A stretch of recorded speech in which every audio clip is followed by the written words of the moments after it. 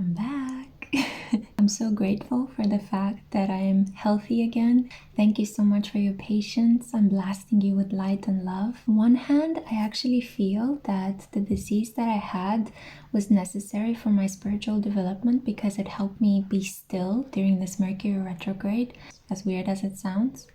But I'm also equally grateful that I recovered and that I'm able to be doing this for you guys.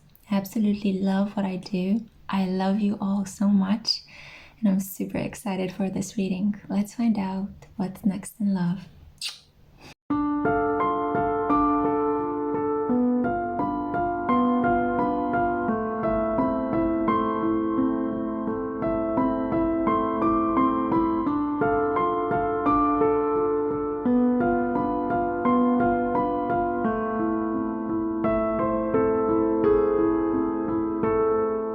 Hey crew, welcome to the Spiritual Social. I'm Lexi, your local light worker. Welcome to the space. If you're new here, hello. I'm so happy to have you here. If you're returning, hey. I'm super excited to have you guys here for another PickACard reading.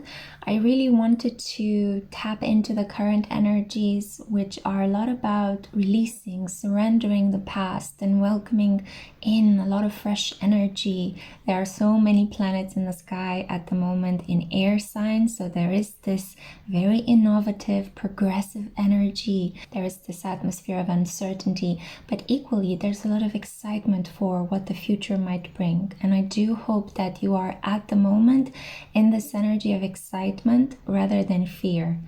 We need to take this fear and throw it behind us, okay? It's really important that in this period you vibe as high as you can, that you take space to take care of yourselves, and then you come back with renewed forces to do whatever it is that Spirit has placed you on this earth to do.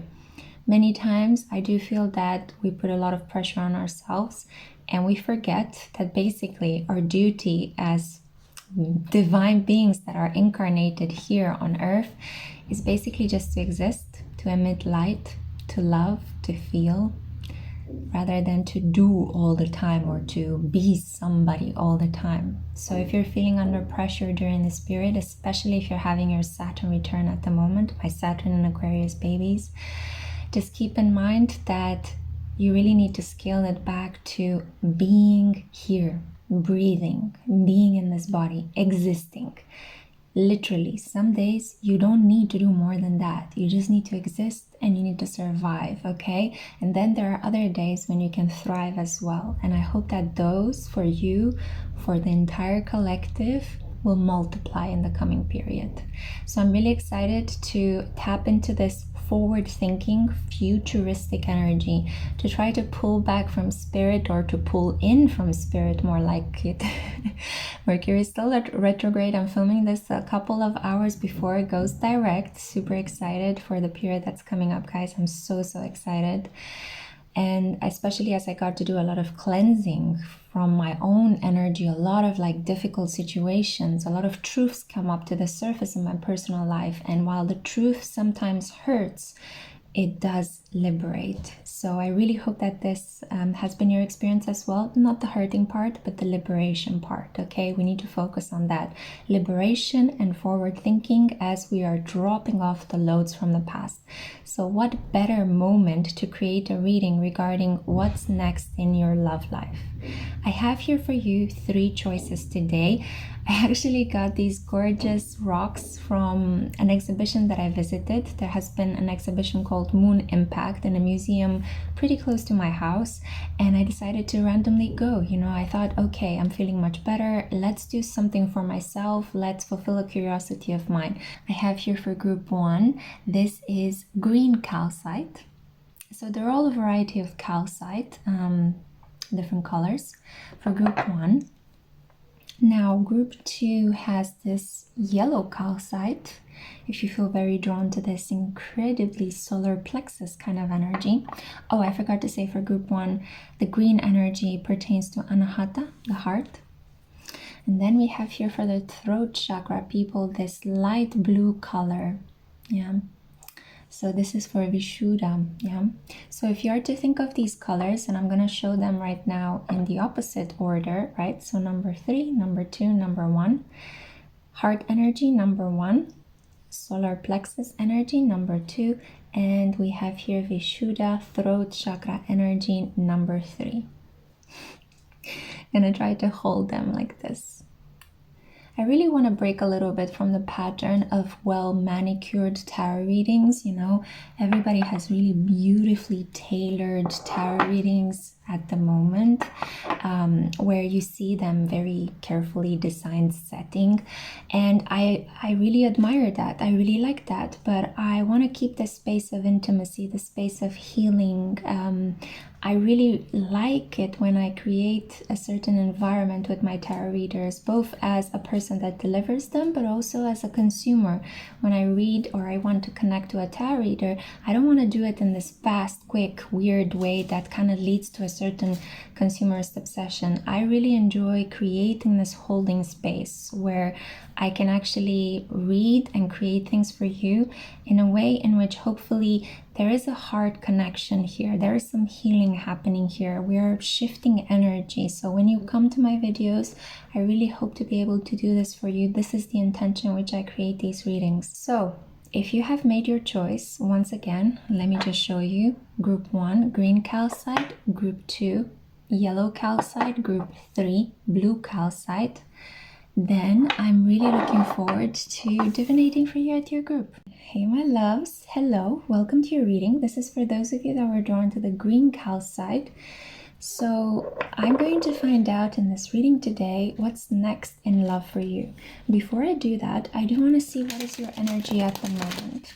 So I'm going to pull a card from the Dreaming Way Tarot and one card from the Nicoletta Ceccoli Tarot, Oracle, to try to understand where is your energy at the moment. Oof. Wow, okay. Let's see. So these are the cards that, wow, arrived for you. The tarot is telling me that you're really done with love.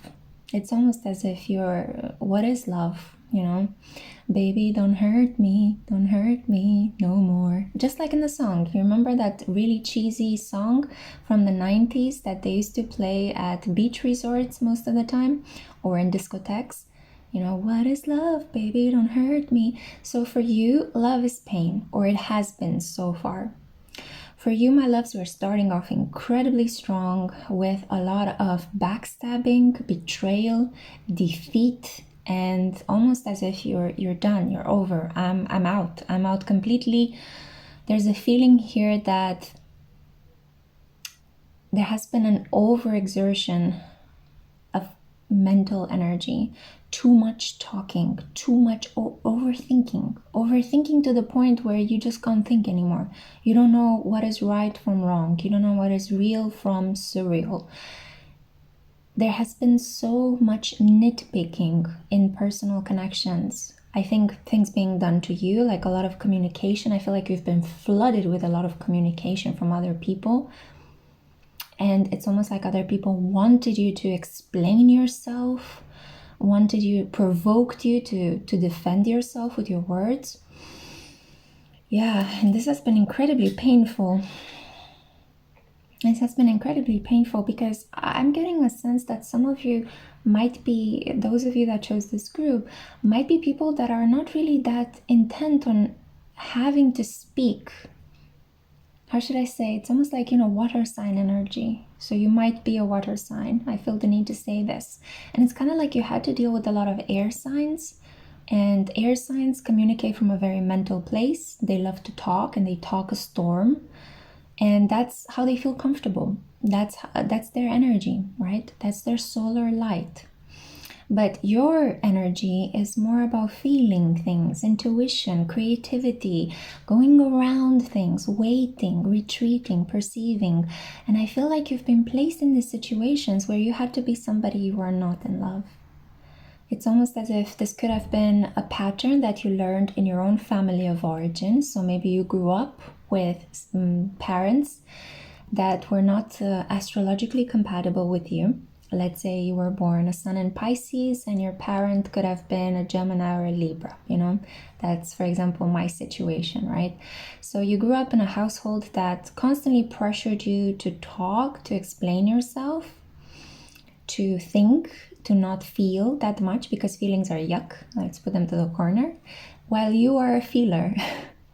Or it might have been the opposite. You grew up maybe with a Cancer and a Scorpio parent, and you are an Aquarius or a Gemini, right? So you were super curious and always wanted to keep things light and fun and, not really dwelling. You don't enjoy dwelling on intensity, while your parents were always ultra protective and comfortable, and they wanted to make you feel at home, and they wouldn't say a lot, but it's maybe they conveyed to you this feeling that you're always somehow connected to them, and you always wanted them to talk more to you, to say words of kindness, words of gentleness, So take it as it applies. The situation can be flipped, but I am picking up on this not being able to be who you are, not being able to express yourself, to represent yourself, love, feeling in love, as if you're betrayed, as if you're broken, as if you're backstabbed, as if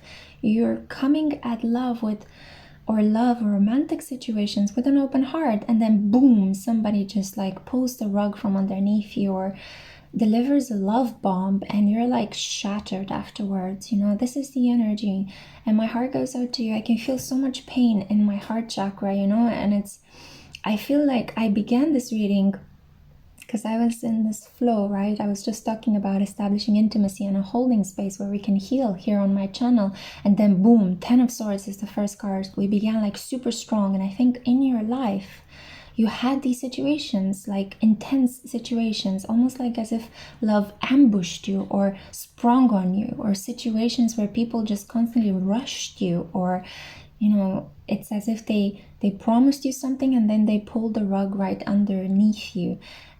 Usually this is the behavior when you're at the hand of a narcissist. That's basically what they do. They love bomb you, or they create this fantastic fantasy world where you are the best, and then all of a sudden they completely switch on you, and they string you along, they gaslight you, they tell you you're not worth it, so that you want to keep coming back to them for more because you remember how the relationship began, but they have this control over you.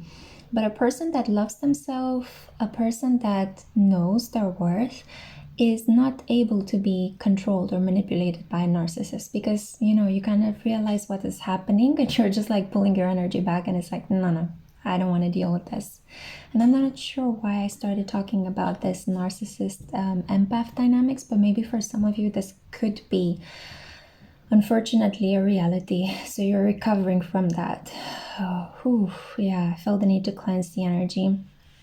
Yes, so I don't think it was a coincidence that you chose the green calcite one, and I don't think it's a coincidence that 10 of Swords popped here. You see the bleeding from the back of this person is green, just like the green calcite I have here, right? So my love,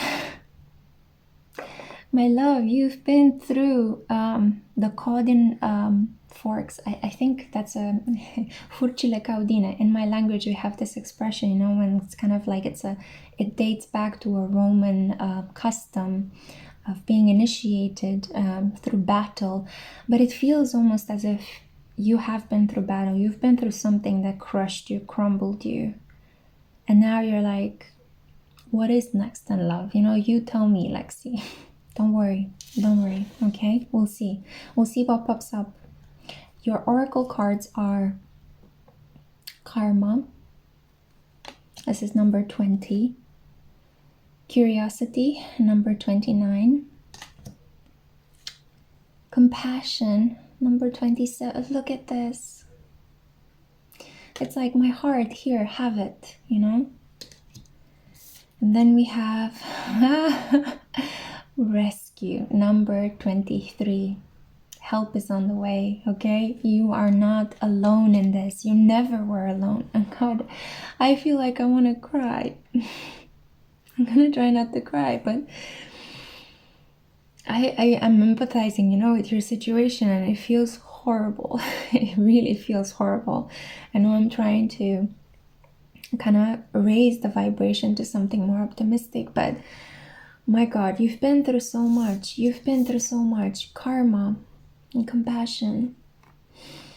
Things bringing up on you, people, situations that were just out of the blue. Somebody was being cruel or mean or punishing with you. And you were like, here, take my heart, you know? It's gratuitous violence, gratuitous meanness, gossip, people that just wanted to drag you through the filth because you were kind. Like, I cannot think of anything more ruthless than that, you know? To a certain extent, our humanity is built upon how do we treat innocence, how do we treat vulnerability and beauty. And some people revere it, admire it, want to protect it, want to enjoy it for what it is, right? And other people shame it, debase it, abuse it, violate it. And it's oof. This has been very hard. I can see that it has been so hard.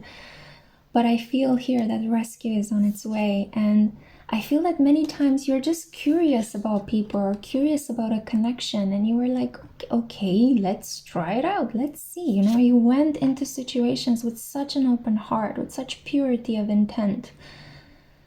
But at the same time, I feel like you needed to meet these karmic connections. Karmic connections are connections where we feel incredibly responsible towards other people. There's a sense of coming back to something that is heavy, that binds us, that harms us in some way.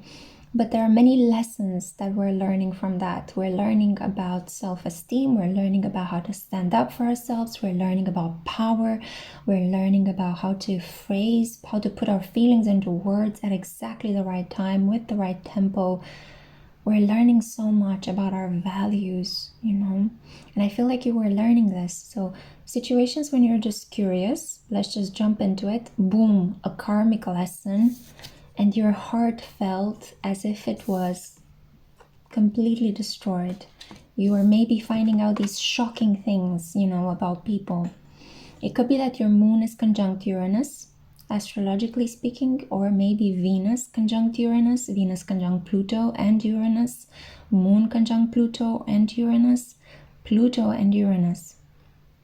Uranus is this energy of emotional shocks, and Pluto is this energy of transformation. So it's like shock and transformation, shock and transformation, shock and transformation. Can I get a breather? Can I get a breather, please? You know? Yeah, so a lot of you that chose this group incarnated with a very intense past life residue that you took it upon yourself. I want to do this, Spirit. In this lifetime, make me into a spiritual warrior.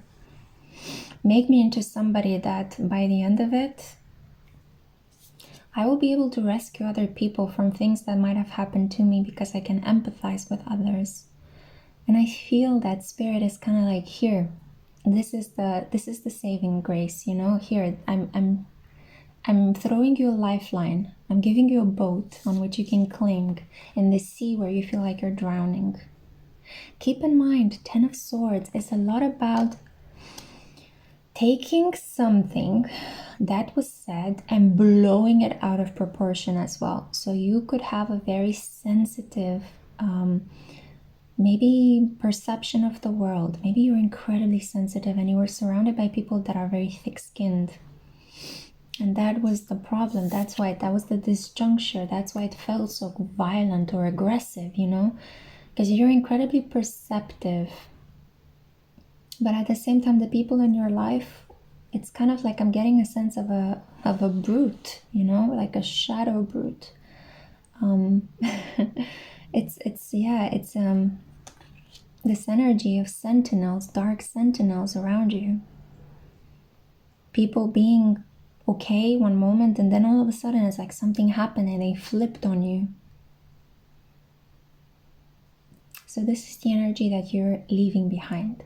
I want to make it very clear. This is the energy you're leaving behind. This is the energy that still lingers a little bit around you, but this is what you're leaving behind in love. And let's see what can help us cleanse this Ten of Swords, because I just want to keep coming back to this beautiful compassion card, you know? This is you, that's your soul. And it's like, I don't want you to close your heart, no matter how hard it has been. Because it's like, it's so beautiful. It's so, so beautiful. And we need this. We need this. And there are so many beautiful people in the world that need this light that you have inside. You know, it's kind of that story with sticks and stones may break my bones, but words will never kill me. Words will never kill your heart. This is an illusion. And I think this is what you're learning. Words. Words, words, words. What was said, what was spoken. What about actions? You know, what about being in your body? What about feeling through things? There is a need of silence. I love how she's surrounded here by this dark background. Silence, stillness. Shh. No more words. No more chit-chat. No more violence. It's kind of like, just like in that song by Depeche Mode, right? Words are violence. Break the silence. They come crashing into my little world. So they're just words. They're just words. They're people unhealed regurgitations projected onto you. Why? Because you are open. You are open to receive. And sometimes when we're open to receive, we receive a lot. We sometimes receive other people's garbage, other people's unhealed traumas. But I think it's not your duty to hold on to them.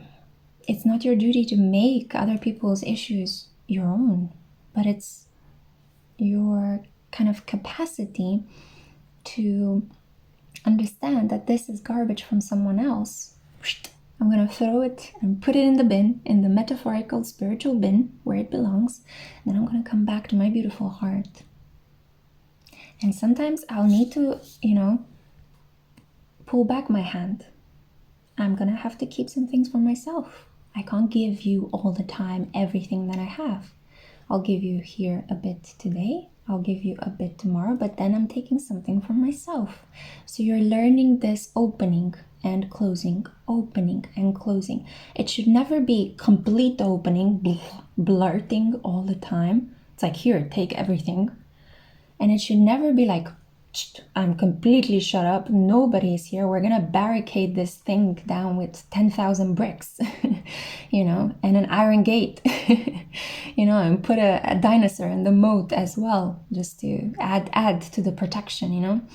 No, that's extremes. No. Life is not about extreme. Life is constant motion and change, you know, shifting, growing.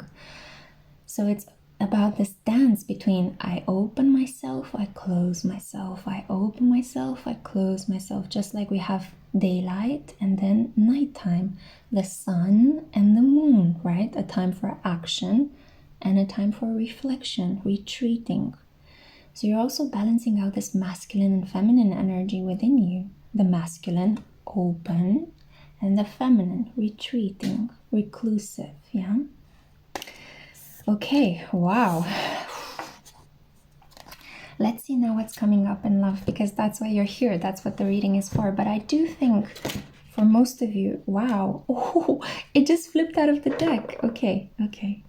I'm so happy. I'm so grateful that Spirit is here. I can feel it. So it's beautiful. It's one of the best feelings in the world, guys. It's like the spiritual connection to something bigger than us. So we have here the sun. This is what's next in love. Happiness. Finally, your opening is going to be matched by somebody else's opening. This is about inner child healing. Your inner child will be able to radiate outwards. It's like, I'm here, I'm ready to play. Who's going to play with me? And somebody's going to be like, me. Choose me. Let's have fun.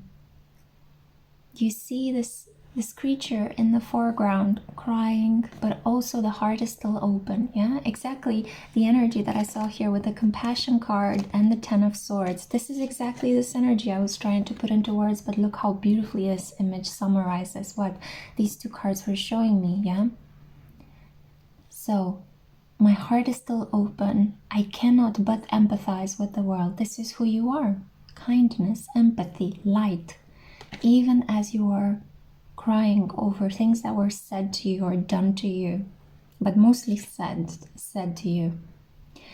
And then look, all of a sudden, out of this stillness, out of this darkness, a form emerges. A form whose eyes are beaming light. The head, the crown chakra. This person is a person that believes in something divine. This is a counterpart that if you believe in something, call it Buddha, call it Allah, call it God, call it spirit, this wonderful universal energy that we're able to tap into. If you believe in that, this person believes in it too. And they're going to grow with you. It's so beautiful. So beautiful. It's like somebody will have your back. Finally, somebody will have your back. The sun. This is not the sun in a dry desert that completely parches you and dries you up like a fig or a raisin, you know. This is something that gives you back life, revitalizes you, puts you back on your feet, gives you hope and faith and energy to take on the world again with renewed hope and vigor. And creativity, that's kind of what I'm hearing as well. Creativity. Yeah. Because maybe you've been all these arguments, all these fights, all these, I'm trying to convince you to love me. I'm trying to convince you to give to me. I feel that this has been maybe the pattern in your previous connections. And then the moment you surrendered and the moment you gave up and you're like, I'm done. This is the moment when it's coming because you're not searching for it. And thereby, by you not searching for it, it is there. You created the space for it to come to you because you gave up. And when you give up, it's like your energetic field grounds itself, you know? When you're holding on, it's like a force field created around you. And that force field, it's almost like an electric field, and people, you know, cannot come close to you because they will get zapped. But as soon as you surrender, it's like you drop it into the ground and then it's there. It's there. You pulled it in. Because a person that is open, that is authentic, vibrates the highest. And things cannot help themselves but being attracted to it. A lot of things will be attracted to you, you know, maybe even pets and maybe even insects as well. I'm going to pull in a lot of things in your force field. The moment you give up, surrender. Neptune in Pisces has a really big influence in your life at the moment, in your love life.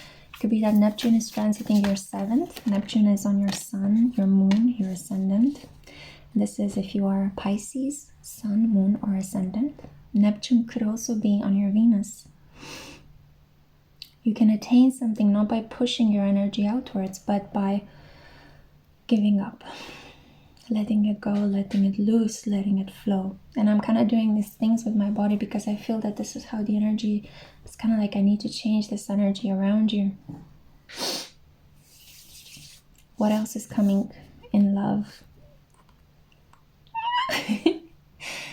Do you see what I see? Embracing. Oh, there's so much warmth. This kind of makes me feel of making love in front of a fireplace as well.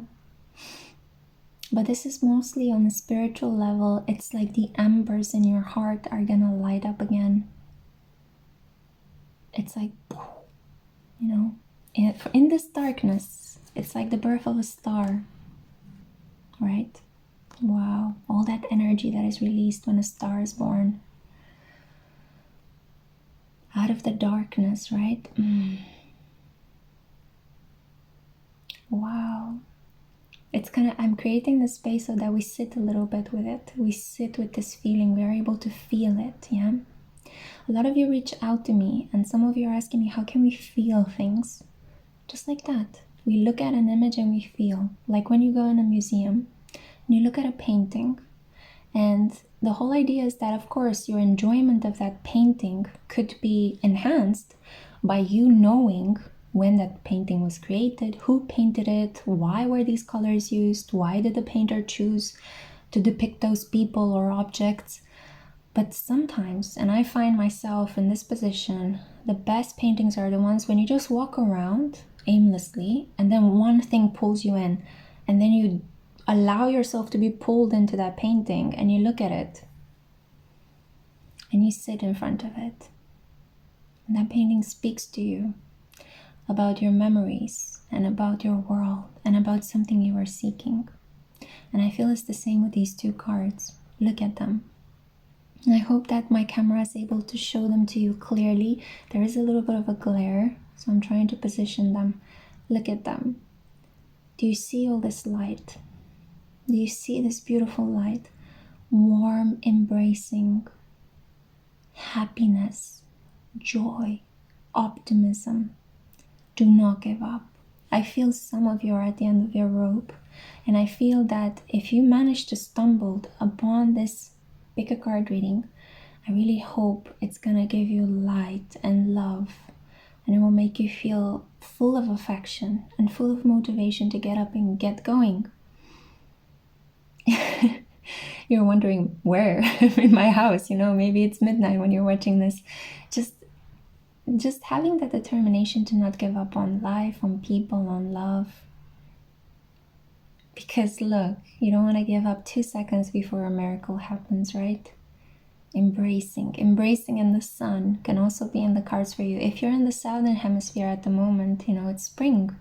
So you might be looking forward to warmer days. Or maybe you're going on a holiday. It's like, I'm done.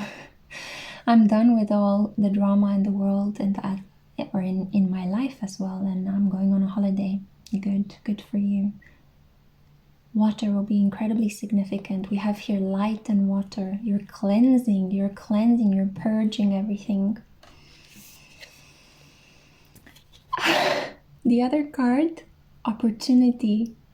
What was I saying here about the moon and the sun earlier? I was talking about this motion, right? Opening up and closing in. Look, the moon and the sun, they showed up. Look how this light, the glare from my candle. Wow. So many things being activated in your reading. It's truly special. I'm really taking my time with this because I want you to really enjoy it. So, an opportunity is coming in love for you to open up, for you to truly, not be challenged anymore, but open up like this, like you did in the past. It's kind of like the universe is saying, do it one more time. Or at least now you understand how to open and close. Don't do it completely, as I said, not so intensely. Some of you might have had a Venus in Scorpio and you're having a little bit of problems with managing that intensity. You want it all, you don't want it. You want mind, body, soul connection one moment, then the other moment you're like completely without anything. You don't feel excited, you don't feel, sexualized, you don't feel anything. And then there are moments when you're burning up with intensity and you might feel that you would either attract creepy people or that you come across rather creepy in love. But it's a lot about fine-tuning that intensity and understanding when to reveal yourself, when to reveal your passion, to whom should you reveal your passion, in what context, when should you pull back and detach a little bit, leave some breathing space in the connection so that it grows. We need oxygen to stoke a fire. If we constantly keep wanting to blow into it, we're gonna turn it off, right? We're gonna extinguish it. So yeah, letting all that control, all those preconceived ideas about love fall apart, fall away. So let's see, who is the person?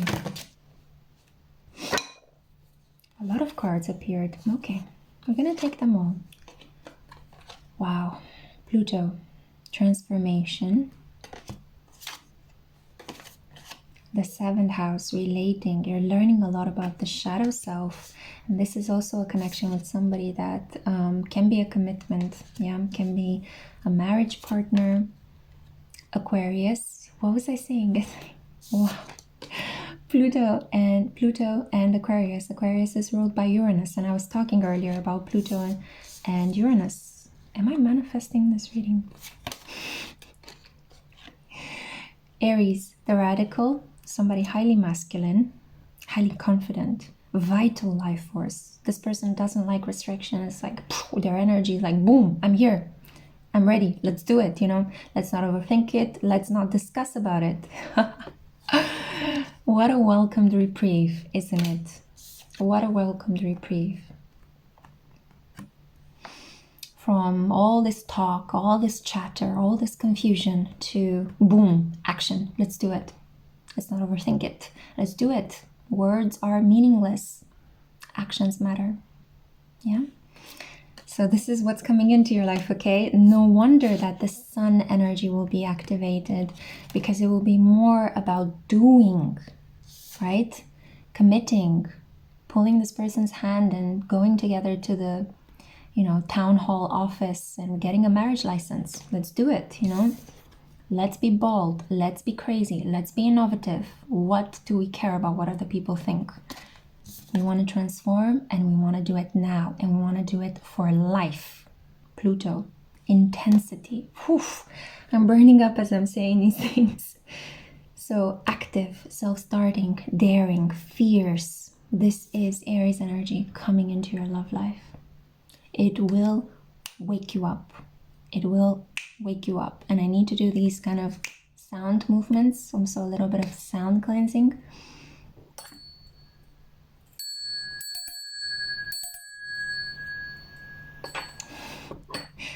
I'm still using the bell. I'm new at using a bell, but sound cleansing is super important. So let's see the next card. Ooh, Scorpio, the animal. So, like, you have here the light Mars and the dark Mars. The traditional ruler of Scorpio is Mars.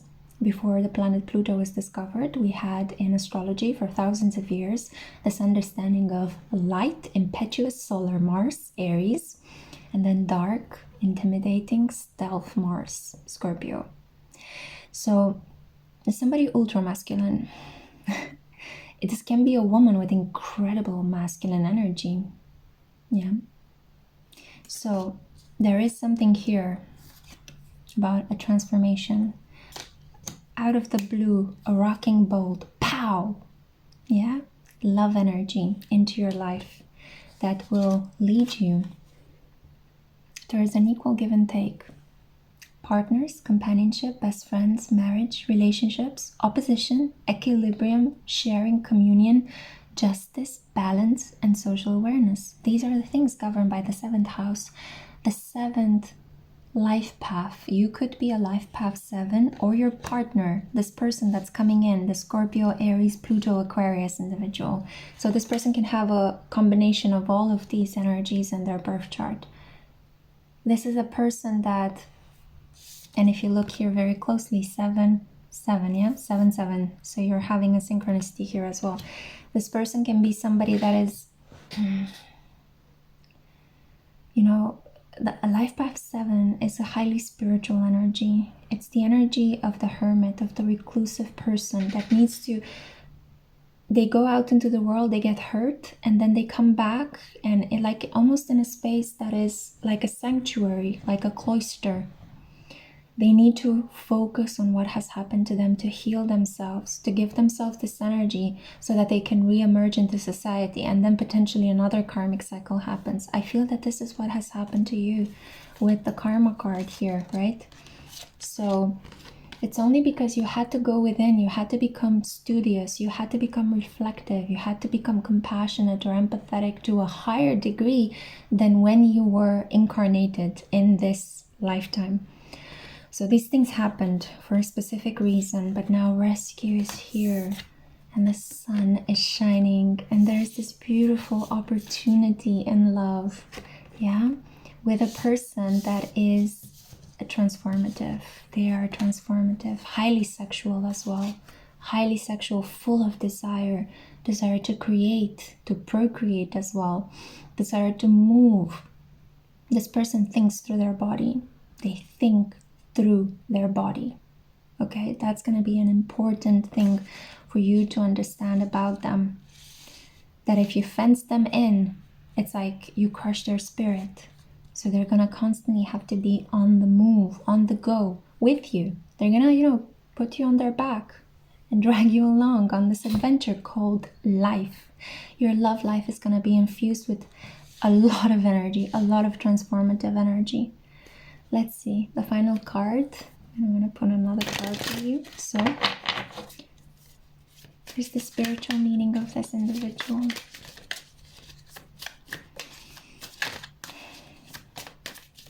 Oh God, I love this energy that's coming into your life. I love it so much. God bless. I'm so happy that this energy is coming through for you. Because I was with you there 100% with the first part of the reading. And I know that it wasn't difficult for you so far in love. There we go, spirit of initiation. And it's so strange that I winked or I blinked with this eye, not with the other one, because this is the eye that I would use. So you're gonna 44 when I said that, another synchronicity. So you're gonna have to do things very different than how you proceeded in the past. You're gonna be yourself in this connection. This person will encourage you to be yourself because they are unashamed of who they are. They are relentlessly themselves. They will fight and argue with whoever tells them that they should be someone else. This is a person that could have also had some, encounters with the law. But I don't think it's because they wanted to harm other people. It's because they didn't want to respect some illogical rules, Like, for example, maybe, driving and with a specific vehicle under a specific condition. They decided, so what, I'm going to use this vehicle to drive to the other side of the country if I want to, and then they got arrested, something like that. Or combining certain things. It's like they are not harming other people. That's not their intention, because I feel that this person hates having a heavy conscience, and they hate it's not like they hate, it hurts them to feel guilty about something. And with Mars, there is this wonderful thing about they want to be the savior, they want to be the helper, they want to be the person that rescues, the hero. So they wouldn't do something to harm other people unless they're an incredibly wounded person. And I don't think this is what's coming into your life. I'm getting a very strong high vibing Aries and high vibing Scorpio, in which case you're incredibly lucky, because wow, high vibing Aries and Scorpios they're the heroes. They're the heroes of the zodiac. They're the people that do the legwork, Yeah, wow. A spirit of initiation. So you're going to be initiated into something completely different in your love life. This person is really going to help you break a couple of sexual taboos. If you have any hang-ups about sex, about your body, about expressing yourself, as I said, this person thinks with their body. They feel everything through their body. Most of us do, but they are super connected with what they move and what they feel. And that's how they get their best ideas. If they cannot move, if they're blocked from feeling, they cannot think. So there is something here about, I need to say it because I hear it. It's like that Enrique Iglesias song, right? I can be your hero, baby. And it's interesting because in the video, Enrique is Sun in Taurus, and he's together with, oh God, I forgot her family name, Jennifer. I forgot her family name. I'm really sorry, guys. But she's a Sun in Pisces. And it's not Jennifer Jason Lee. No. That's completely different. But anyway, I'm sure you guys know who she is. She's a wonderful actress, Sun in Pisces. And yeah, it could be a combination between a Taurus and a Pisces as well that I'm reading here for. But there is something like, da, da, da, da, I'm here to rescue you. And this person will see you. They will see this. They will see this. And they will not take advantage of this. Because this is who you are at your core. And they love your core. That's the Scorpio and Aries energy. It's like, show me who you are. I want to see the dirt. I don't want to see like a beautiful made up face. I mean, they can be modelizers. Scorpios and Aries individuals can be modelizers, you know. But in this situation, they want to see the true you, and you are just radiating that, and they love that. Yeah. So that's what's coming next in your love life. Adventure, an opportunity with somebody incredibly intensely themselves, full of energy, full of dynamism, somebody that wants to travel the world, that wants to open your mind, that wants to do a lot of things with you, and that will protect you. Now, you can protect yourself as well, but I feel that this person is going to take a little bit of that burden of you having to face the world. And you've been doing it so wonderfully so far. But I feel like you've been crushed by the world as well. And now, having a counterpart will make it feel much sweeter. That was the reading that I had for you. It was much longer than I expected, but I feel that this is important for someone out there. I feel it's really, really important for someone out there to hear it. I have a variety of different PickACard readings on my channel, so if you haven't enjoyed this one, choose another one. But as I said, I feel like this is really important. It came straight up from this heart center of mine, and I really hope you've enjoyed it. Let me know down in the comments if it resonated in any way. Yeah, and I hope to see you in my next one. Bye. Hey group 2, hey my loves, this is for those of you that were drawn to this yellow calcite. Welcome to a reading regarding what is next in your love life. So this reading is a little bit of a two-parter. That's what I did for group 1, and that's what I want to do for you as well.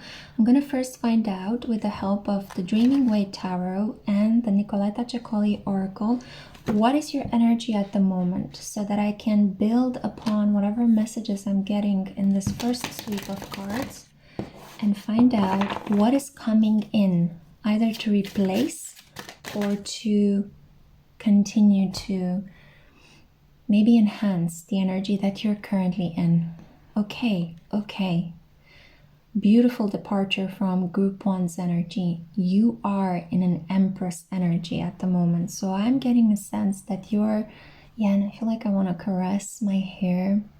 I'm kind of getting these vibes of, you're feeling yourself. Yeah, you are feeling yourself, my love, and I feel that it's blissful. You've been taking great care of yourself, sleeping enough, eating well. You're feeling very stable, even if there is this madness going on in the world, and I feel the need to scratch my crown chakra. You're getting these downloads. It's like you're getting these insights. Maybe you had some premonitions. You might have had some prophetic dreams. You might have had these deja vu kind of moments. You're feeling that something good is coming into your life, and you're just anchoring yourself in to receive this. Venusian energy, Taurus energy, stability, eating well, and focusing mostly on the simple things in life at the moment. I feel like you're just like, is my bank account okay? Have I paid my rent? Are my parents okay? Is everyone healthy? Or my children, or my relatives, my neighbors, my friends? Good.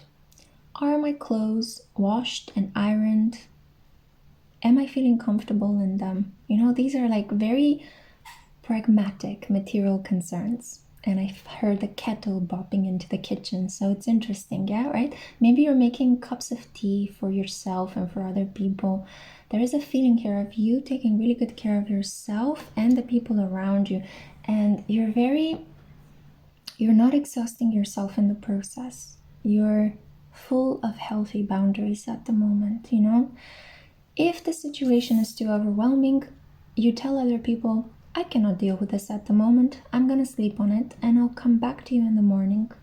If a person is trying to push you into a connection, you're like, don't come at me so rushed.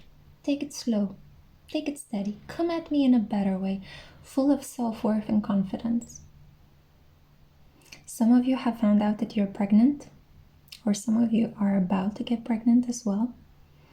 There is a feeling here that I feel that some of you are, maybe if you have children, it's kind of like you're going back over the whole experience of having been pregnant. And I'm getting the sense that it gives you a sense of stability in this period, you know. For those of you that cannot or do not want to have children, and children are not significant in this connection, it's kind of like you're feeling happy with your projects, the things you're creating, your material stability. There is a feeling here that whatever happened just tweaked your crown a little bit. So you're like adjusting it and standing stable, standing firm. I feel a lot of you have recuperated from an illness, and now you're like incredibly grateful for the fact that it's like all this beautiful vital energy has returned into my life. I'm able to breathe again. I'm able to think. I'm able to feel. I'm able to smell. I'm able to taste, to touch, you know. There's nothing worse when you're sick. There is that feeling, you know, that your five senses have been somehow messed with. So it's like you're not really in the sensual aspect of the world. And it's difficult. Without our five senses, it's difficult to enjoy the experience of being alive. Sometimes we are at the mercy of our five senses because that's how we also perceive pain. But at the same time, the five senses also, and the sensual world also, is the reason why we are able to enjoy life. So you're coming at peace with all painful experiences in the past, and you're moving towards like an enjoyment of your hard work. I feel a lot of you put in a lot of work throughout the years, and now you're like, I'm finally able to sit on my throne, you know, on your metaphorical throne. Or some of you could have like a really nice couch or a nice chair, maybe your computer chair. You really enjoy your leather computer chair or something like that. It's really comfortable. And some of you are also like enjoying a business chair. It's a metaphorical one, okay? It doesn't have to be a physical one. I'm just getting a sense of I'm here. I arrived. You know, the Empress. She's the multitude of all the other queens. Queen of Swords, Queen of Pentacles, Queen of Wands, Queen of Cups. People remember you. People respect you. People admire you. However, there is a feeling here of lamentation. This is the card of, oh no, what has happened? What have I done? I am also very drawn to how in this card, you see her expression is like one of, it's quiet acceptance. It's like, I might have overused my power. So I'm getting a sense with these two cards, 7 and 3. If you are the life path 3, or if you resonate more with this energy, I feel that you might have been in a connection with somebody that was very shy or passive, or maybe introverted, or maybe somebody younger than you. There was a power imbalance here. And I feel that, okay, so how do I phrase this? It took you a very long time to reach this level of Empress. It wasn't granted to you in life.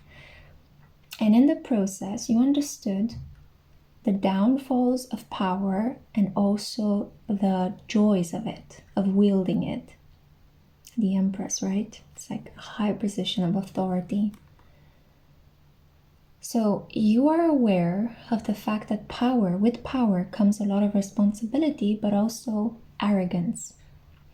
And as the sensual being that you are, you're able to fine-tune yourself because, you know, the Empress, she hasn't reached this role just because she's power hungry and she worked really hard and then she's on the top of her throne and she's like, ha ha ha ha ha, off with their heads, you know, like in Alice in Wonderland. No, she's highly aware of the people that have helped her reach this role, of her followers, her, you know, people around her, and she loves them. She wants to take care of them. That's what makes her a great leader. A great leader is the first person that jumps into battle, the first person that says, okay, everyone out of the building, I'm going to remain behind and put this fire out. Yeah, that's a great leader, not the first one that jumps out the window or the one that sits behind and allows, you know, their people to die out for them. That's hubris. That's a very skewed understanding of power. But a true leader is the one that, you know, believes in something, has a vision, has these inner resources of, we're gonna make it through harsh circumstances. And I feel like somebody from your group was drawn to this light, to this strength, but you might have said no or pushed this person away, or they were just not on your level. There was a disconnect, a separation, pushing to the side. I kind of feel like maybe you wanted this person to come at you slow and steady, because I picked up on this earlier, right? So I think for some of you this resonated. Maybe there was somebody that was like a fan, you know, like, oh my God, you know, oh my God, I saw the Empress, I met the Empress, I think I have a massive crush on the Empress. But maybe this person didn't have the self-awareness to understand that there is a power difference between the two of you, that you come from very different places. And they just like had that enthusiasm of like, I want to do it and I want to do it now. And then, oops, wait a minute. This person comes with a lot of clout, a lot of, you know, when you become the Empress, it's like you build yourself up. You're very aware of how other people perceive you as well. And you're aware of that. It's your responsibility, right? And I feel this person was not aware because they are not the Empress. This is not an emperor that came towards you. Let me pull one more card. And I feel like something was said, something was done, and this person's heart was broken, or something happened and he cracked. He. For some of you, this is a he. This person cracked. And you feel guilty and you feel responsible because you're the Empress and you're like taking it upon yourself. You feel like it's your fault. Why did I say that? Why did I push this person away? Why did I draw that boundary, you know? Because all they wanted was to worship me. And I feel that now the card that I pulled is the Four of Wands. I feel that this person is growing at the moment. They're growing into something that is able to match you. It's interesting because this is the card of soulmating, right? The card of the wonderful celebrations. It comes after the Three of Wands. And the Three of Wands is about exploration, you know? I have all my resources, I'm going to go and do it. I rely on the help of other people to kind of pull everything in. I'm using this energy and I'm launching forward. What am I launching forward? Finding my soulmate. I need this foundation, this spiritual foundation, so that I can continue on my adventures. And then the Five of Wands comes, which is I need to stand my ground in front of people that will challenge me because I have this spiritual foundation with somebody that understands me. So whatever happened here between you and this individual, it was necessary so that you understand each other. So I don't think that guilt is something that you really need to maintain in your heart, because it can turn toxic within you.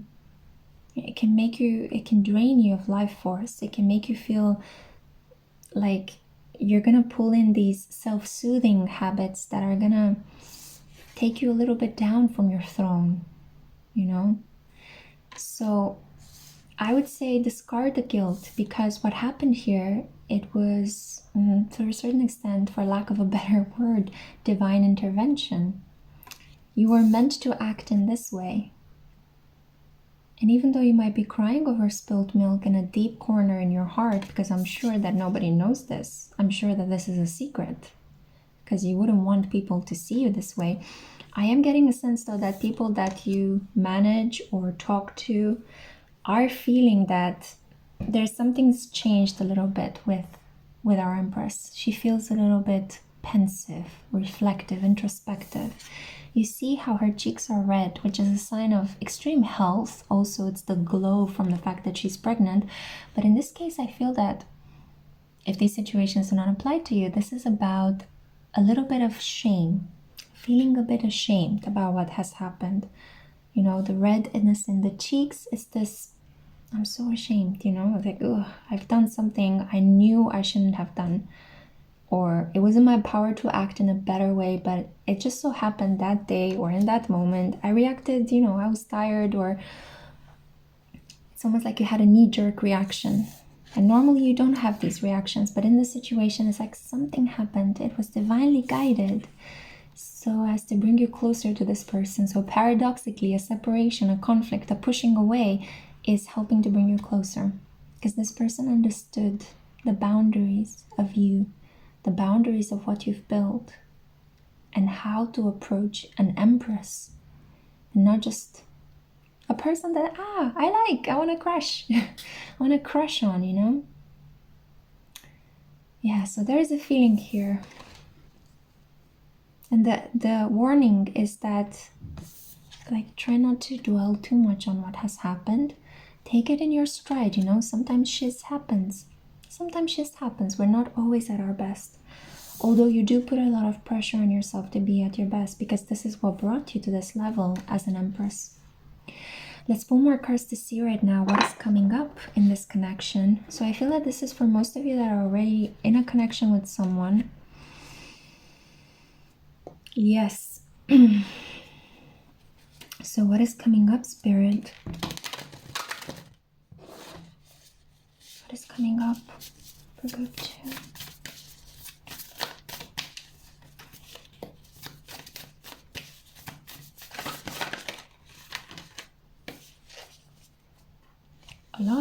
A lot is coming up. So we have here success, but also a standstill. Yeah, a standstill. Something brewing at the moment. A lot is happening. If you feel that there is no communication between you and this person, if you feel like they are done and over and defeated, don't be fooled by external circumstances. A lot is happening at the moment. Success is guaranteed, but first there's this healing chaos, and I think this is what happened. This is why the lamentation came in. The healing chaos. You both, no, I think one of you, not you both, I'm sorry, but one of you is the catalyst, the other one is the one that needs to be doing this healing. Maybe one of you has some aspects in the 7th house beaming their light onto the 1st house, because the houses in astrology sit in opposition to each other. You can understand one house by looking at its opposite in a better way, in a deeper way. So in order to understand who you are, the 1st house, you need to look at the relationships you have in your life, the people you attract, the patterns you have. The 7th house, the commitments you make, the commitments you break as well. Business partnerships, agreements, marriage, family. The 7th house, the others in your life that make you who you are. The 1st house, the self identity. So yeah, oh God, and I feel like rubbing my eye right now. I'm not sure why, but I feel like there's been crying. There's been, yeah, crying over spilled milk. That's what I hear. You feel like an opportunity was missed here, an opportunity, somebody that could have been very good for you. Somebody that could have been very good. I don't think that you have a lot of people that treat you with so much enthusiasm, with such open-hearted joy, you know? I'm here, I want to worship you, you know? I don't think you had that a lot in your life. And while you enjoyed this attitude, at the same time it scared you, and you pulled a little bit back, and it ended up crushing this person. And this is what produced the healing chaos. But look, in the standstill, there is illumination. Something is being brought up to light, truths about who you are, about who the other person is, about what you both want. And I feel that in this standstill, you're thinking of each other. If you cannot get this person off your mind, it's because they cannot get you off your mind, off their mind. Yeah, it's like, it's telepathy, it's astral travel, astral projection, which means that this person visits you in your sleep. They project their spirit to you before they go to bed. They think of you so much that their spirit flies out of their body and meets yours.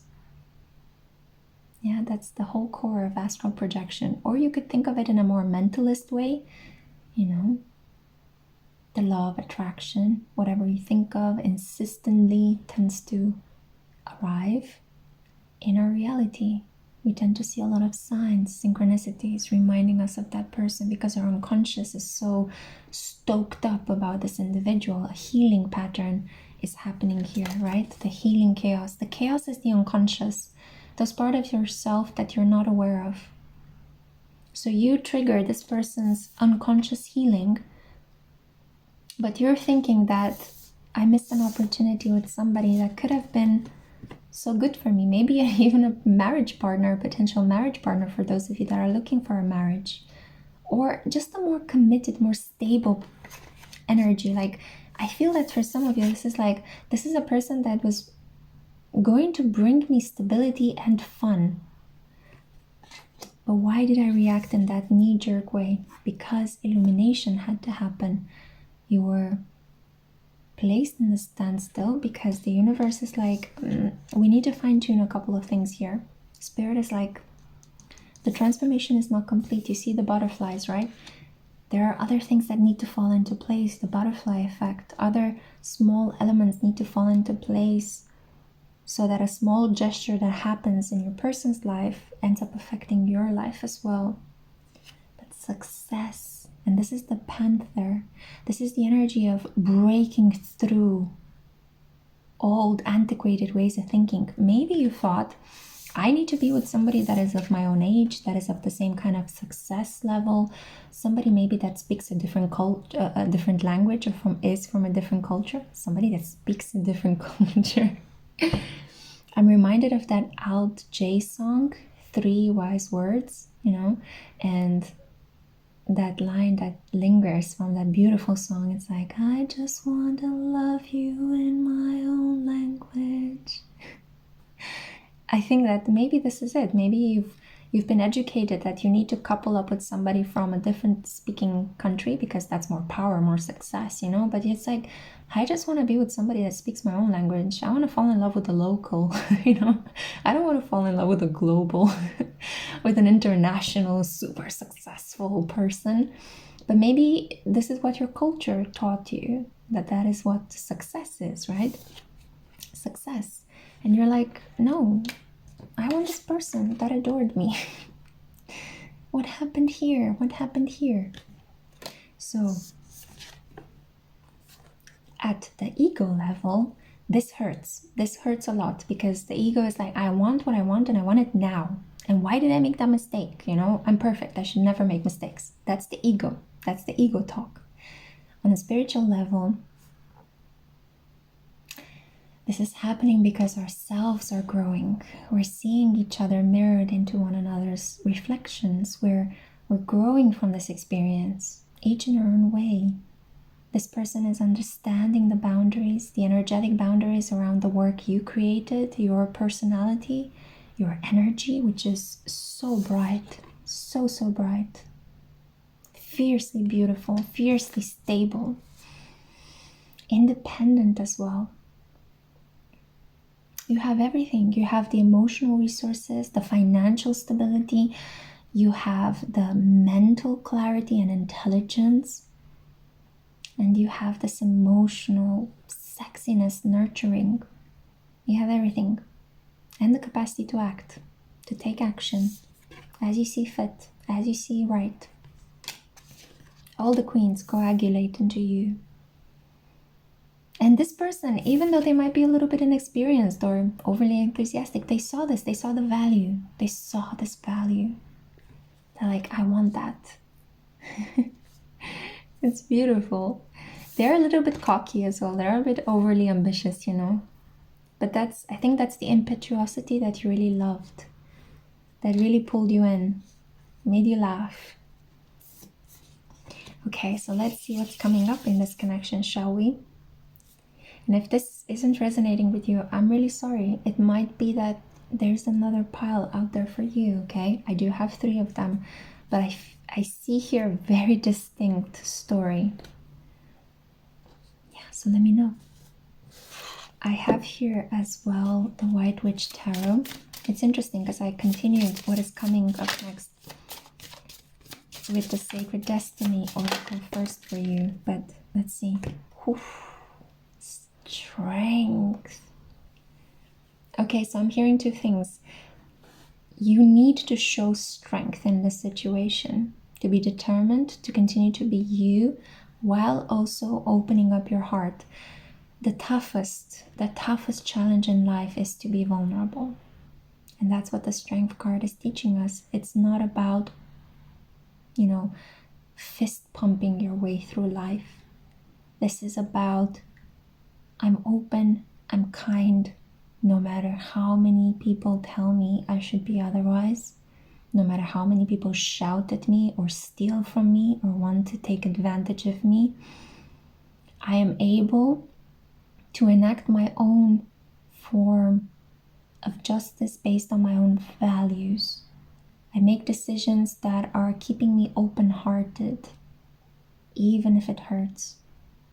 I choose to be kind, even if other people are cruel around me. I choose to stay loving, even if other people don't love me or push me away or try to manipulate me. But you understand that that is their karma, that is their energy. And even if sometimes, you know, you link up with them, you kind of dust yourself off, you know, and you're like, okay, I learned from this experience. Thank you. Thank you, Spirit. Thank you, God. Thank you, angels. Thank you, ancestors. I'm learning. It's wonderful to learn. It's wonderful to grow. That's true strength.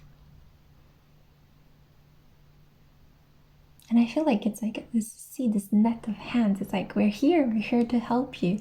So you're receiving a lot of help from the hidden realm, from the world beyond the veil. You're supported. There is this energy strings that are created around you. Are like angel wings, you know, blocking people's access to you, making you feel invisible, unattainable. Creating the smoke screen around you, protecting you. No wonder you're the Empress. You are so strong. And this situation requires a lot of strength as well. Requires a lot of strength. The energy is shifting. You heard how my voice kind of carried through when I said strong. But I think it's because the energy is shifting. It's moving from a point of stubbornness to a point of flexibility. Yes. From this standstill to this roaring energy of success. But it's kind of like a big cat hunts, you know, in the dark at night, slowly preparing its body to leap on the prey. That's how this energy in this connection is developing. Not that there is a prey, but there might be a breakthrough. You might experience an emotional breakthrough in this connection. But up until then, you need to have the strength to stand in your position and to let go of the guilt. To let go of the guilt of what has happened, because it had to happen. It had to happen so that this person can grow, so that your counterpart can grow into his or her own power. Tell me a bit more about this counterpart, please, Spirit.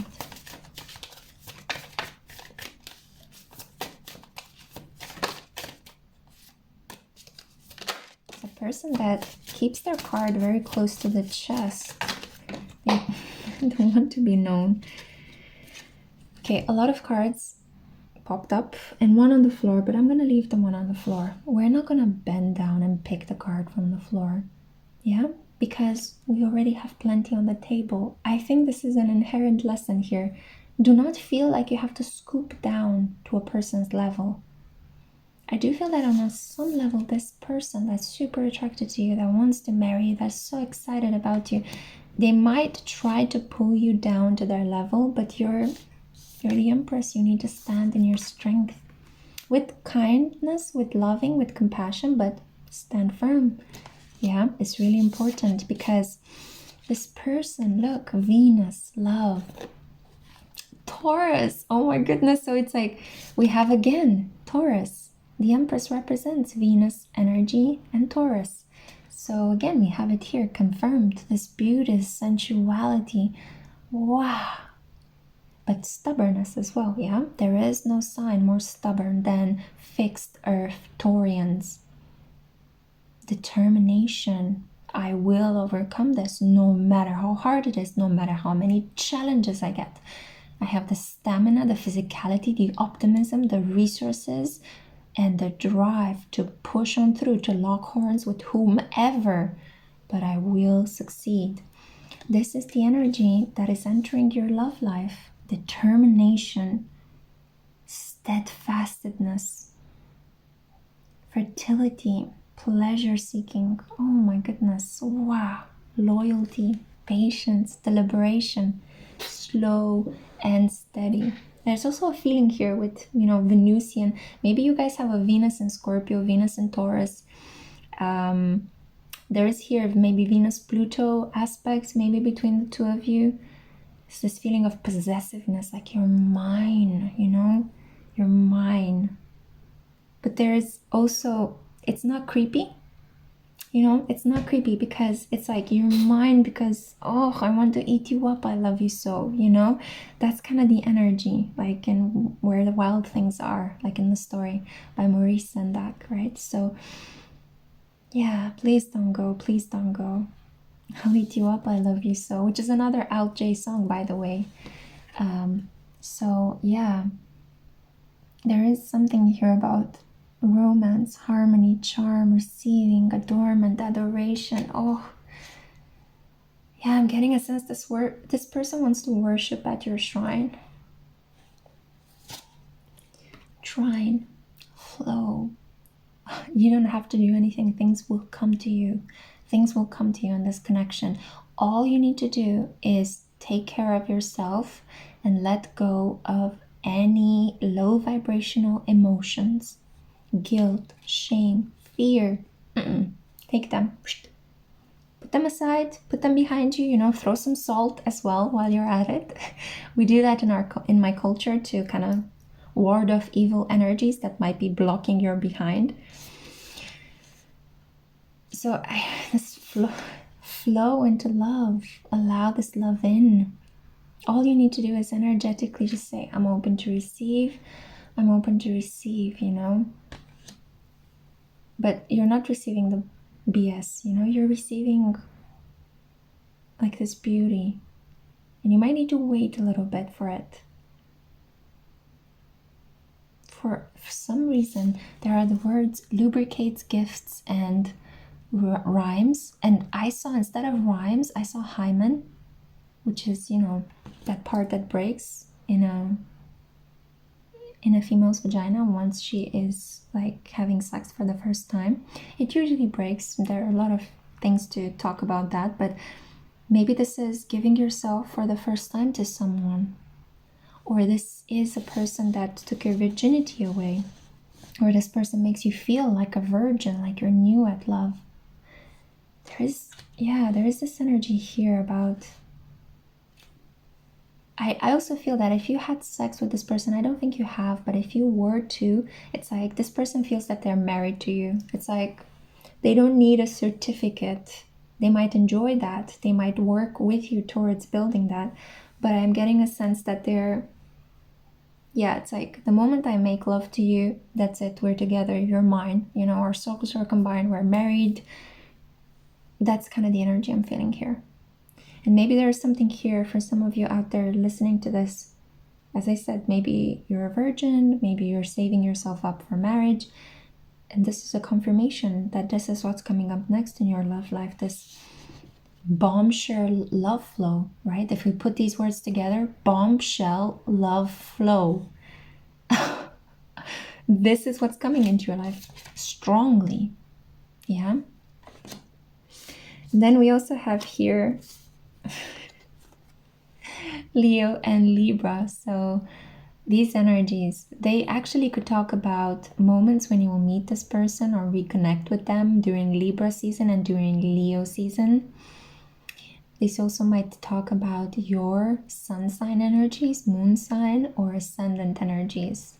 There is a sense here of idealizing love. Yeah, idealizing love or loving this beautiful, idealistic view of people, of life. You guys could be artists as well. You could be performers. You could be in a connection with somebody that is a performer here. I keep playing with my hair as well all of a sudden, and that's Leo energy, hair, right? Baba boom. The performer, the confidence, you know, like that you have when you have good hair. And Libra is one of the most beautiful signs in the zodiac, right? And we have here these two signs represented here. Venus guards over Libra and Taurus. Venus is airy in the sign of Libra and earthy in the sign of Taurus. And Leo, of course, Leo is the emperor, the empress. That's the energy of, you know, I don't chase after anything. I attract. I am the star at the center of the galaxy. Things float around me. I don't chase. You know, I am the warmth, the light. That's Leo energy, right? Beautiful.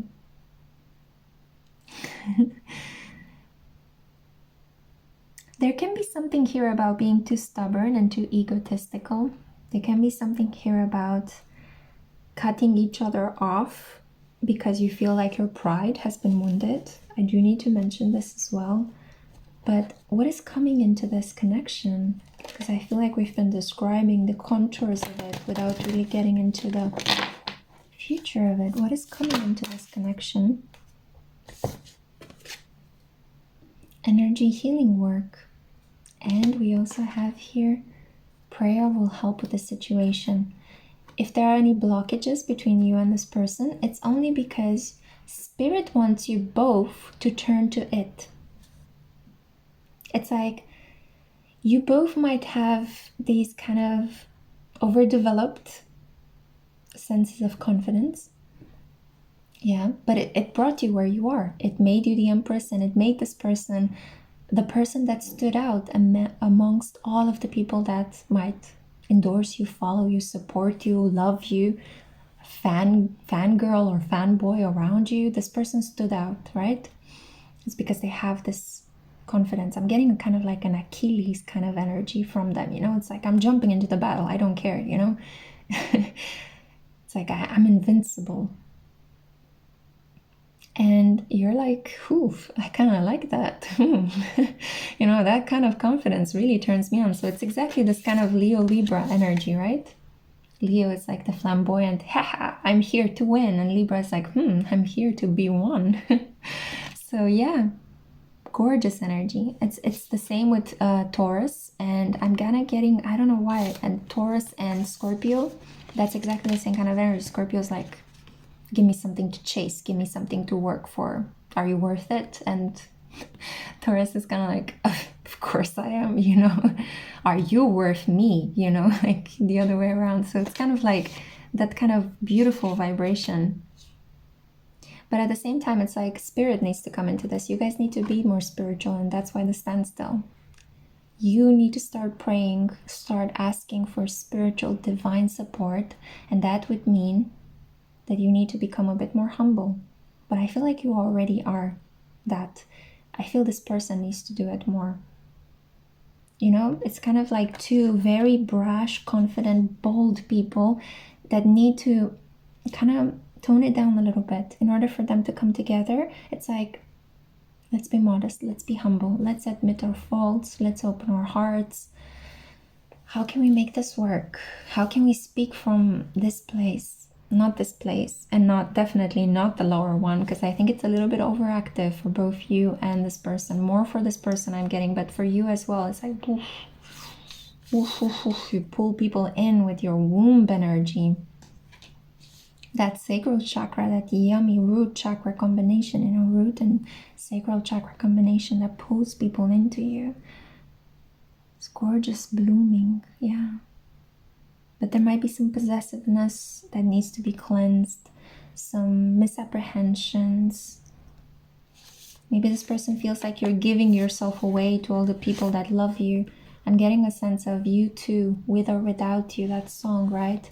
And you give yourself away, but you're not. You're full of worth. You're not giving yourself to anybody or to just anyone, So this is what this person is learning. You're both slowly learning about each other during the standstill. And you're learning it in a way that is completely spiritual. You're getting these really weird insights or moments where you hear a song on the radio and it's like, this makes me see this person in a completely different light. Or you're reading something, you're doing something for work, and all of a sudden, how this person might have felt in that moment when I said that. Wow, it's like your empathy is growing. It's magical. Allow it to happen. Allow it to happen. Final card that I'm pulling for you. Let's see.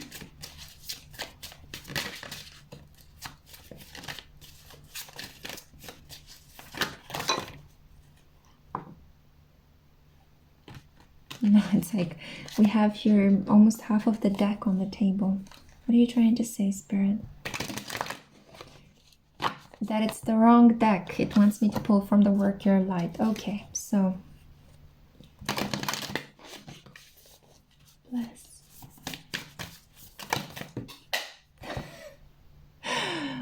Okay, they fell on the ground. So I did have to swoop myself down to that level. Remember what I said earlier, right? So maybe that's the change that needs to happen. Let's see the cards. Inner Temple. Devotion. Tune into the portal of your heart. Akasha. Your guidance is divinely guided. You're already doing it. Stop overthinking. Keep facing your true north. So this is a lot about putting surrender into action. Putting surrender into action and believing that you will be protected. Because you might be thinking, I cannot surrender to this love. What if this person just completely does crazy things and I end up losing my Empress status? But what if you're actually gonna level up by surrendering? You're killing a part of the ego that has been holding you back from ascending, from reaching one step higher. All you need to do is give up the fear. Be yourself fully in this connection. Because I feel like you might be worried about what people might say, or there's some sort of past life debris that is holding you back. The South Node is dragging you a little bit backwards. But look, you're protected. You're incredibly loved. You're always helped by Spirit. You just have forgotten a little bit, or maybe it might have been difficult for you to connect to Spirit in this period. And Spirit is like, come back. Come back to me. Listen to me. Pray. And I will help you manifest. But in order for you to really know what you want from this situation, you need to surrender the fear. You need to surrender the hang-ups, the limitations. Because you are divinely guided. You are. And your heart knows what it wants in this situation. So how's about listening to it for a chance? I mean, the only thing that can go wrong in this situation is that you learn and you grow even more than before. So no matter what happens in the situation, you learn and you will grow. It might happen with this person or it might happen in the absence of this person. But I see that it will happen with this person. So maybe this is about you surrendering a little bit from your single status, your independence, and truly allowing this person to grow with you. Even if they might not be the Emperor. That's what I had for you, group 2. Wow. It's been an extensive reading, but I loved it. I love the energy. I really hope it helps. Let me know down in the comments. I usually don't take so long with my PickACard readings, but I felt like tonight I had to do this. and I'm tuning into the portal of my own heart. I hope you can do so too. I'm sending you so much light. Bye.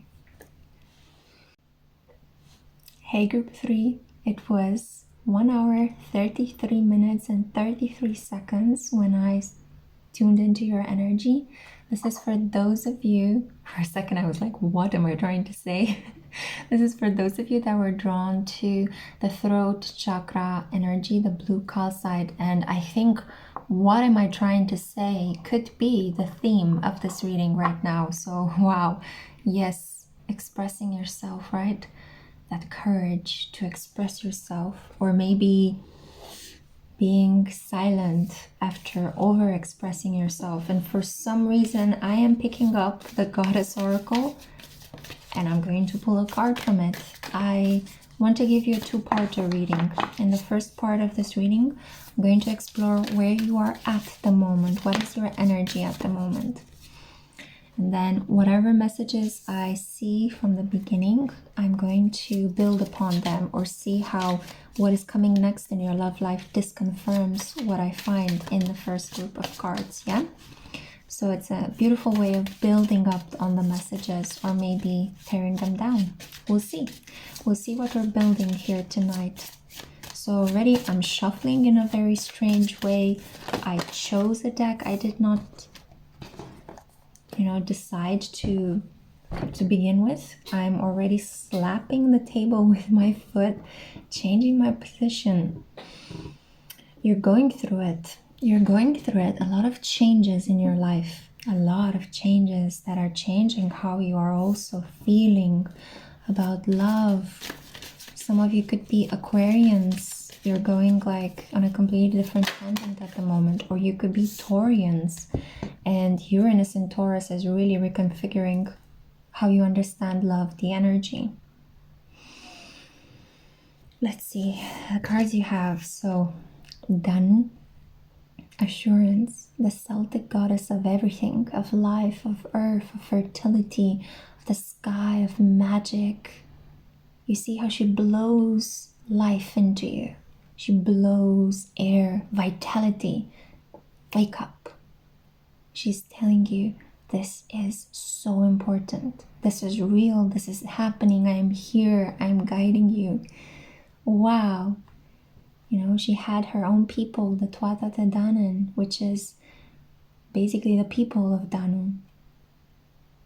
And they're so important in Celtic mythology. I was studying about them, about Nuada and Lugh, the heroes, while I was sick.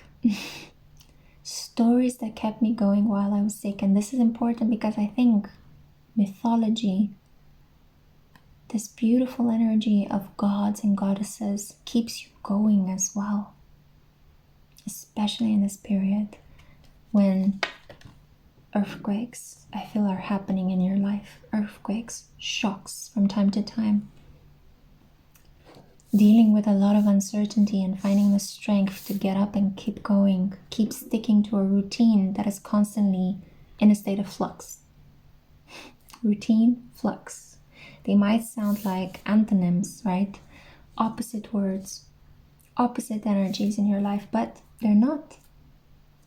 You're finding out that you are the order amongst all of this chaos, that you're able to maintain stability even if the foundations are crumbling and things are shaky. 10 of Cups. Because emotionally you're very stable. There's a sense of, I can do this, I've got this. I feel like I'm spiritually backed up. So yeah, there is a reason why a goddess appeared in your reading, my group 3. You are my chosen ones. It sounds super bombastic, right? Like Neo in the Matrix. But this is, you feel like you are chosen. You feel like you're divinely guided. Spirit came through for you over and over again. You might have needed to overcome such difficult circumstances in your relationships. And you have not lost the faith that you can have it all, that you will have it all, that it is given to you already as I'm speaking these words. It's here. Danu is blowing them into being for you. Will you receive? Are you ready to have what you've always wanted? It's kind of like, hello, it's knocking at the door, special delivery, UPS. Will you accept? A lot of you are like, I don't know if I have the energy. Yes, you do. Of course you do. Of course you do. You are chosen. In love, this is the energy. 8 of Cups. Walking away. Deciding enough is enough. I'm done. I'm done. I'm taking my stick and I'm going to another part of the beach in the hopes that I can make more from the little that I was given. We go from the 8 to the 10, or from the 10 to the 8. Sometimes there is this doubt within you. Past experiences pull you into that muck of loss and sadness.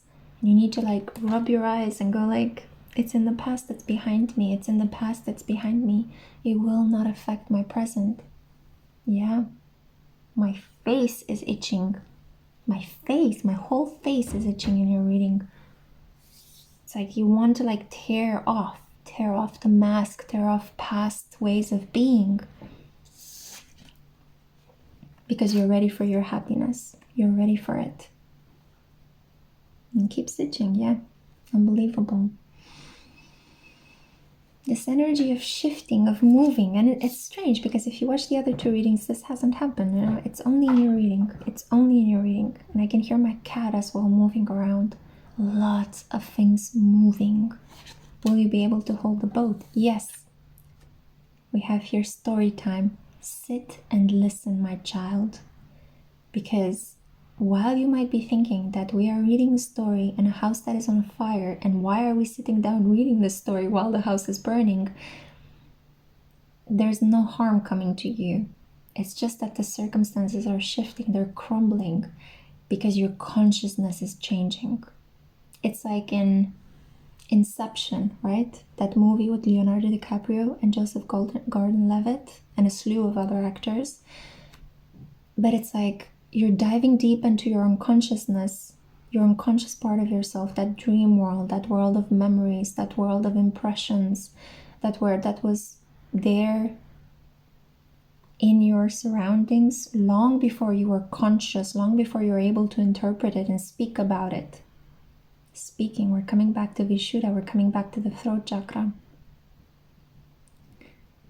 So again, long before you were able to make sense of your experiences, they were there, you were active in the world was active upon you, and now you're able to drill deep into those memories so that you can understand, what do I need to let go of?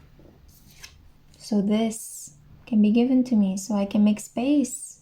It's like what is burning around you is all the debris of the past while you're sitting in this ring of fire with your spiritual guardian. It can be this blue bunny. It can be Danu. It can be God. It can be Archangel Uriel. It can be anyone that you see as a protector, as a spiritual ancestor. It can be your childhood imaginary friend that you never let go of. It's always there holding your hand through the deepest, darkest moments in your life. And now you're sitting with them in the spiritual ring of fire while everything is crumbling. And it's exciting. And you're comforted and protected and you're watching everything crumble, or you should be in this position where you're watching everything crumble around you, because it will be replaced by authenticity, by something that truly makes you happy. Some of you are letting go of a marriage, a commitment. You're relocating and you're like, what is happening? I'm losing my mind. But at the same time, it doesn't feel wrong. It feels so right. It feels so good to finally be able to stand up and leave. Some of you are moving away from your parental home. You're moving on your own. You're living on your own. And you might be feeling sometimes like there are creepy crawlies in the dark. Like you don't know what lies ahead. Story time, myth. Use literature, use culture, use words, use your mind to get a hold of your feelings of fear. pray. Put those feelings into words that shift your energy. That is what prayer is. You're basically feeling of fear, feeling guilt, feeling shame, feeling all these negative energies, and you're choosing to change them. And how do you change them? By bringing in a higher force. By admitting that you are in a connection with something higher than you, that you don't know everything, and that not knowing scares you, but you're bringing in this godlike energy to give you assurance. Yes, and I feel the need to change my energy and come closer. Some of you were a little bit defensive when you pressed play on this reading. You're like, I don't know what to expect. What's happening here? And I feel like now you're finally opened up, because maybe you heard something that resonates deeply with you at the moment. And I'm going to stop with this commentary on the state of affairs and go back into this deep, deep story, your story. How you're guided by this force, by this energy. How you know you're going to make it through. You know it, you feel it. Trust that. That is the feeling, that is the saving grace. But mentally, verbally, it's a bit of a clog situation.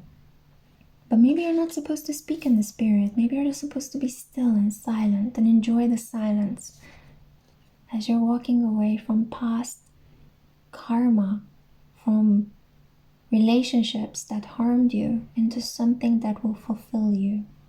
So this is the energy at the moment. Let's see what's coming up. Wow, I feel like these readings have been small therapy sessions. I felt incredibly called in this midnight hour to do this for you guys, to do it for the collective.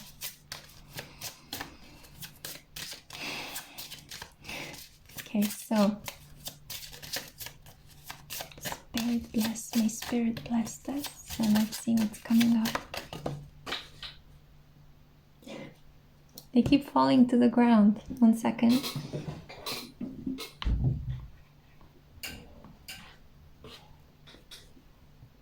The Lovers. It was worth it. It was worth the deep dive. The deep dive is worth it. Cracking your head open. Not literally, but going through this period where you felt, maybe you felt like you're losing your mind. Maybe you felt like the pain was so hard to hold. Yes, and my cat slamming the door of my wardrobe is a confirmation. The pain was too hard to hold. It was too uncomfortable. You didn't want to sit in it, but circumstances made you sit in it. Sit in this ring of fire and reinterpret your story. I feel like you're going to feel like there is a pre-love era and a post-love era. It's like I used to tell myself this story about love, and now all of a sudden I'm flipping it, completely changing the script. I'm rewriting my story. The Lovers, you're making the decision to love others, to love yourself, to fall into this emotional happiness. I'm going to believe in love without restraint. I'm not going to allow my mind to play tricks on me. Yeah. I'm not going to allow my mind to play tricks on me. I'm going to feel everything. I'm going to feel everything. Sorry, group 3. My cat started chewing very loudly from her cardboard box. There were a lot of interferences, right? A lot of things that annoy you, that trip you out of your sense of peacefulness.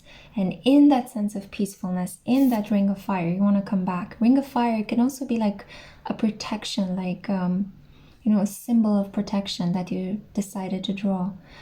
A Merkaba, it can be anything. It can be like a cross-like environment. It can be a seal of protection, right? A David star, whatever. It doesn't have to, it's a metaphorical space where you feel protected and loved. So love is coming into your life, a counterpart, a big, big energy, an energy that is destined, that is fated. Let's see.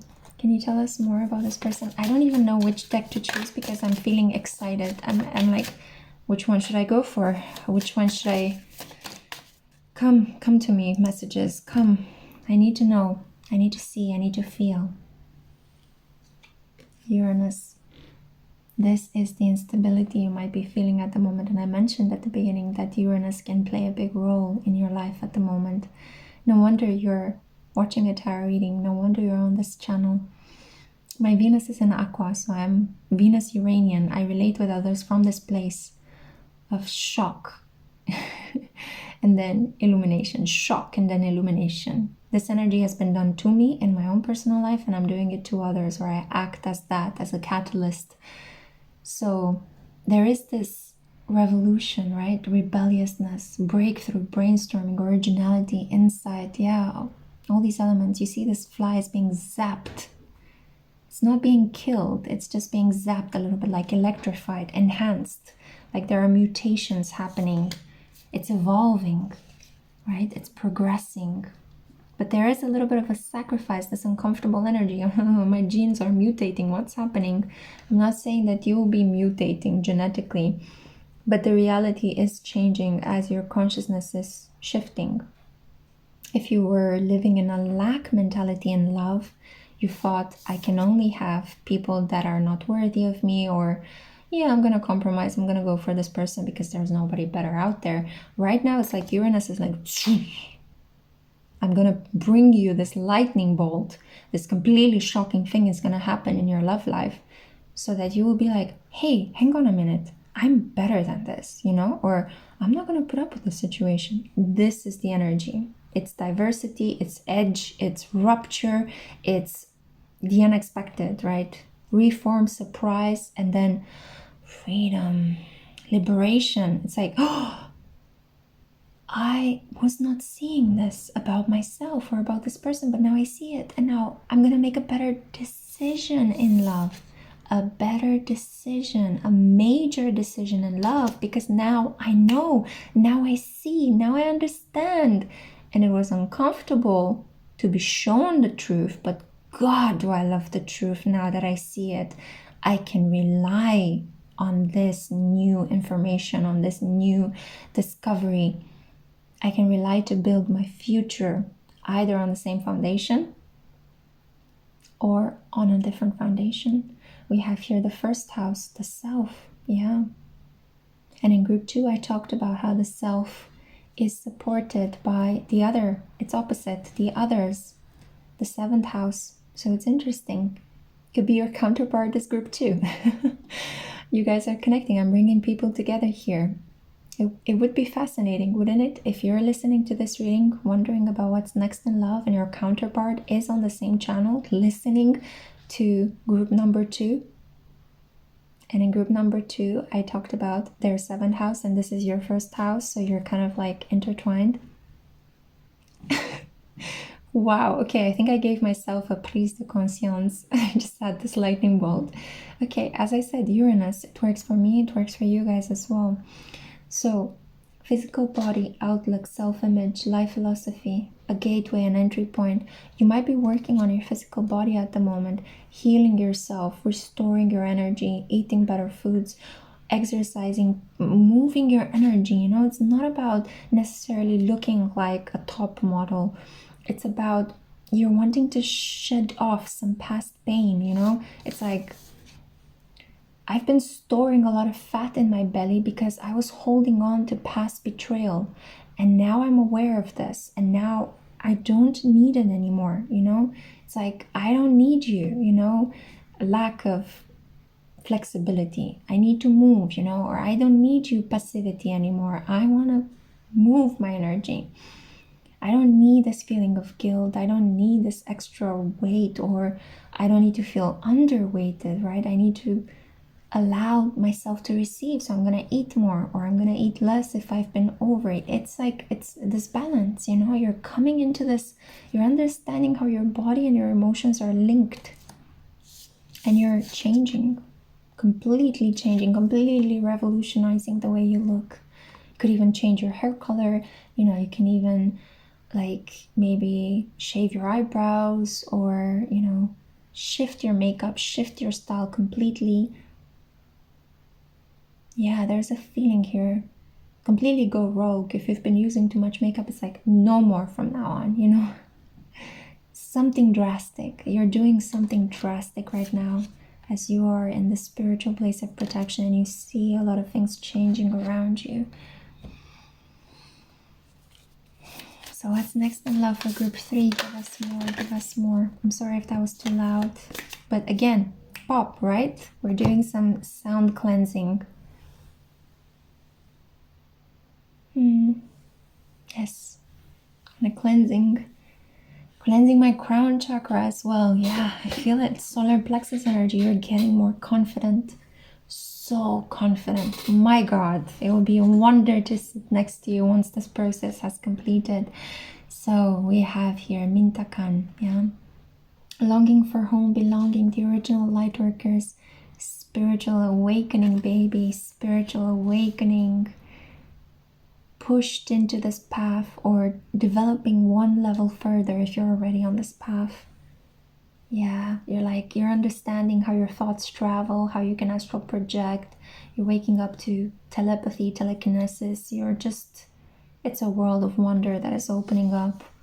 The occult, the world behind the veils, you're plugged into it. You're receiving transmissions from spirit, almost as if you're like, almost as if your TV set is spirit at the moment and it's broadcasting spiritual news, right? And you're just absorbing the signs, the synchronicities, the people, the karma, the dharma as well, like you're in between worlds at the moment. Truly in between worlds. Dance with life. Do something to change your energy. So if you've been overactive, you're bringing yourself to a space of stillness, peace, relaxation. If you've been underactive, you're pushing yourself forward. You're like stoking up that inner energy, that fire, Agni, right? You're like, oh, I'm grabbing hold of it and I'm riding this wave. There is a lot of disruptions in the environment. There is flow. There is a lot of change. I feel the need to massage my scalp, my neck. I feel the need to move. This is what's coming next in your love life. A new sense of self. A massive decision in love. Counterpart that is authentic, that mirrors you because you've decided to be yourself and cut the BS. Cut the people pleasing.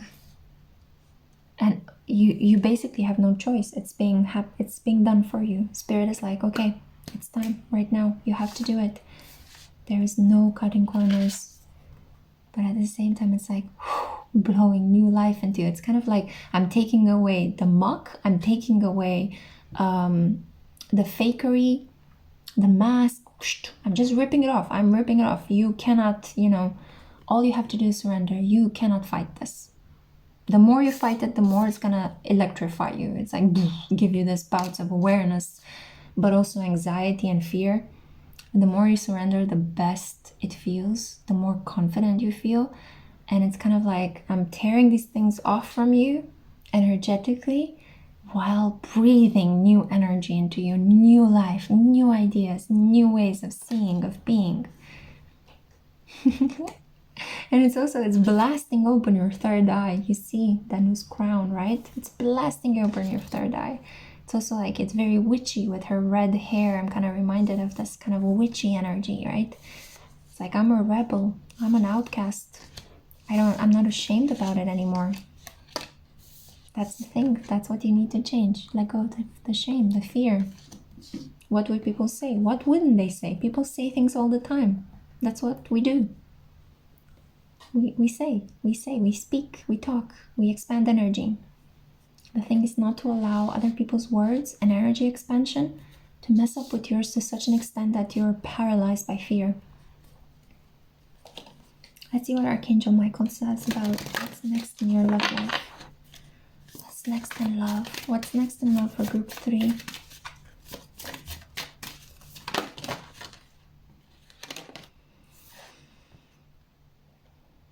Positive thoughts create positive results. It might have been so difficult for you to think the best of your life. You might have always kind of like shortchanged yourself, always thought, I can only be with this kind of people, I can only be with this kind of individual. My cat is doing rounds around me. It's kind of like you're going round in circles, always kind of like having the same kind of experiences, the same kind of people, pulling in people that remind you of your ex. You know, maybe they have the same name or the same kind of jobs or the same star sign, right? It's kind of like, will anything change? And here it is. The love revolution is coming through. You and your loved ones are safe.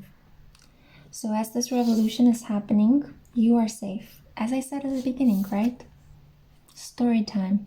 You're sitting together with your spiritual guidance, mentor, energy, Danu in this case, that wanted to show up.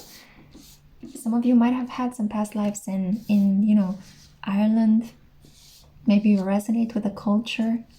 Maybe you've always been drawn to Anglo-Saxon mythology, Germanic tribes, you know, the UK, right? Stonehenge, the Celts, Druids, all sorts of things like that. The Morrigan, for example.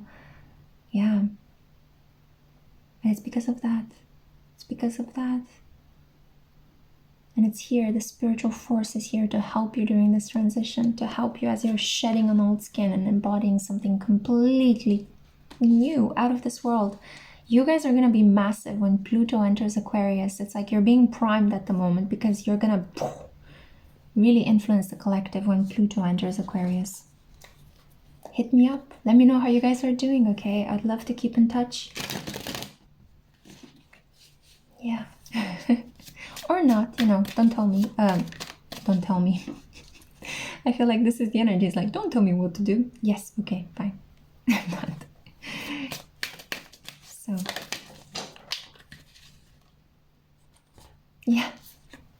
Who's walking with you? The dancer of frustration. You're frustrated. It's like, I want to see results. I want to see something changing for the better.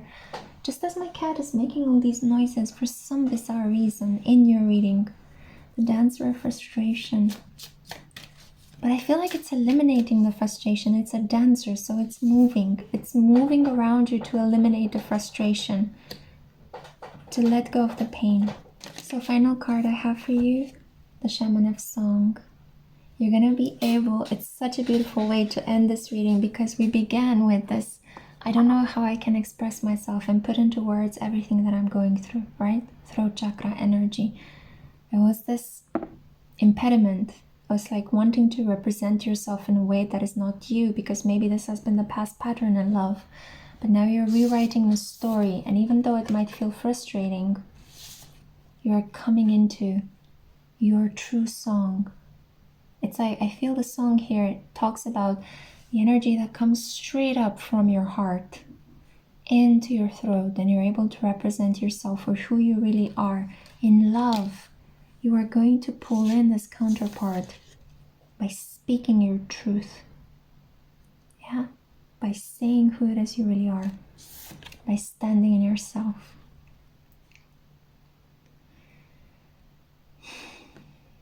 Counterpart that supports you, shaking hands, an agreement. And we're going back to this, emotional happiness.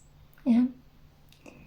So this is the reading that I had for you. Wow, I felt it was incredibly transformative. I'm really sorry about the interruptions as well, but I feel that this is a pattern in your life at the moment. It was the energy I was reading for you.